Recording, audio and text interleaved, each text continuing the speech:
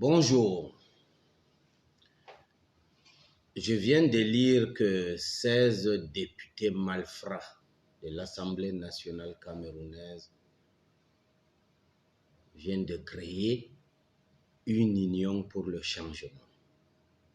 16 députés sur 180 à l'intérieur de l'Assemblée nationale camerounaise que nous connaissons avec les tripatouillages, avec la corruption, avec.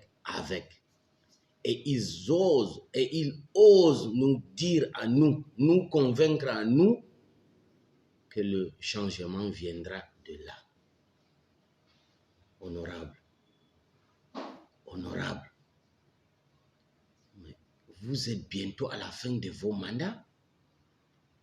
Vous avez bientôt plus de 3 ans à l'Assemblée nationale. Pour quel bilan? La guerre dans la partie anglophone du Cameroun bat son plein avec son lot et son cohorte de morts, des blessés, des destructions, des kidnappings. L'extrême nord agonise, le grand nord est à l'arrêt. Le Cameroun entier souffre. Du coup, par génération spontanée, vous vous levez de votre long sommeil après avoir changé vos situations personnelles. C'est-à-dire que vous avez changé vos habits, vous avez changé des voitures, des domiciles et même votre entourage. Et du coup, vous vous rappelez que non, vous étiez à l'Assemblée pour changer la situation des Camerounais. Au crépuscule de votre mandat, au crépuscule de vos mandats, honorable, la triandise n'est pas permise en politique. De grâce, continuez à changer vos situations. Les Camerounais savent ce qu'il faut faire et nous allons faire ce qu'il faut faire pour le changement. Les Camerounais n'ont pas besoin de vous êtes là.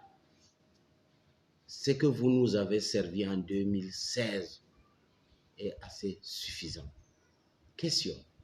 Où étiez-vous lorsqu'on criait on tempêtait sur tous les toits du monde qui avait détournement de fonds Cannes? Où étiez-vous? Sûrement que vous avez ponctionné quelque chose. Vous avez siphonné votre part là-dedans. Où étiez-vous quand on parlait du Corona-Gate? Où étiez-vous? Mais où êtes-vous pendant qu'en ce moment, il y a la grève des enseignants?